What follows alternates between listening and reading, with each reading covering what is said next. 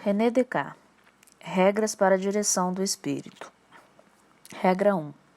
A finalidade dos estudos deve ser a orientação do espírito para emitir juízos sólidos e verdadeiros sobre tudo o que se lhes depara. Os homens costumam, sempre que reconhecem alguma semelhança entre duas coisas, avaliar ambas mesmo naquilo em que são diversas, mediante o que reconheceram numa delas como verdadeiro. Realizam, assim, falsas aproximações entre as ciências, que consistem exclusivamente no conhecimento intelectual, e as artes, que exigem algum exercício e hábito corporal, e veem que nem todas as artes devem ser aprendidas simultaneamente pelo mesmo homem, e que, ao aquele que exerce a única, se transforma mais facilmente num artista consumado. As mesmas mãos que se dedicam a cultivar os campos e a tocar cítara, ou que se entregam a vários ofícios diferentes, não podem executar com tanto desafogo como se a um só se dedicassem. Julgaram que o mesmo se passaria com as ciências, e ao distingui-las umas das outras segundo a diversidade dos seus objetos, pensaram que era necessário adquirir uma separadamente, deixando de lado todas as outras. Enganaram-se retundamente. Com efeito, visto que todas as ciências nada mais são do que a sabedoria humana, a qual pertence sempre uma e idêntica, por muitos diferentes que sejam os objetos a que se aplique, e não recebe deles mais distinções do que a luz do sol, da variedade das coisas que ilumina, não há necessidade de impor aos espíritos quaisquer limites.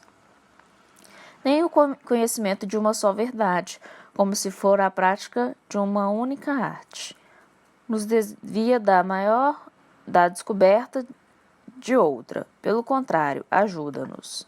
Sem dúvida, parece-me espantar que a maior parte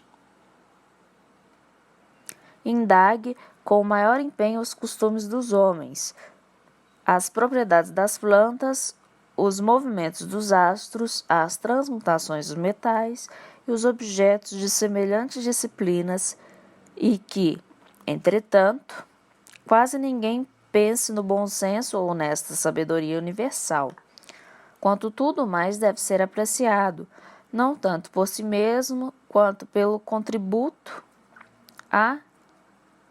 que a esta traz. Assim, não é sem motivo que pomos esta regra antes de todas as outras, porque nada nos afasta tanto do reto caminho, da procura da verdade. Motivo que pomos essa regra antes de todas as outras, porque nada nos afasta tanto do caminho reto, a procura da verdade, como orienta os nossos estudos, não para este fim geral, mas para alguns fins particulares. Não falo já dos maus e condenáveis, como a vanglória ou o lucro vergonhoso. É óbvio que as razões do malquilate e os embustes próprios dos espíritos vulgares abrem neste sentido um caminho muito mais vantajoso do que o poderia fazer o sólido conhecimento da verdade. Mas pretendo falar sobre fins honestos e louváveis, porque mais que subtilmente pomos por eles, muitas vezes enganados, por exemplo, ao procurarmos adquirir as ciências úteis para o bem-estar da existência ou para o prazer que se encontra a contemplação da verdade, e que é quase única felicidade completa nesta vida, e que nenhuma dor vem perturbar. São estes frutos legítimos das ciências que efetivamente podemos esperar. Mas se neles pensarmos durante o estudo, fazem muitas vezes que omitamos muitos meios necessários para o conhecimento de outras coisas, porque se afigurarão à primeira vista ou pouco úteis ou pouco dignos de interesse. É preciso acreditar que todas as ciências estão tal modo conexas entre si e muitíssimo mais fácil aprendê-las todas ao mesmo tempo do que separar só que seja das outras. Uma só que seja das outras. Portanto, se alguém quiser investigar a sério a verdade das coisas, não deve escolher uma ciência particular.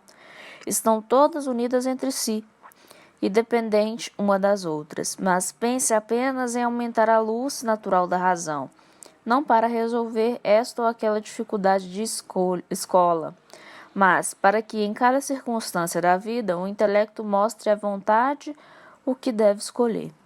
Em breve ficará espantado de ter feito progressos muito superiores aos de quantos se dedicam a estudos particulares e de ter obtido não só tudo que os outros desejam, mas ainda coisas mais elevadas do que as que podem esperar.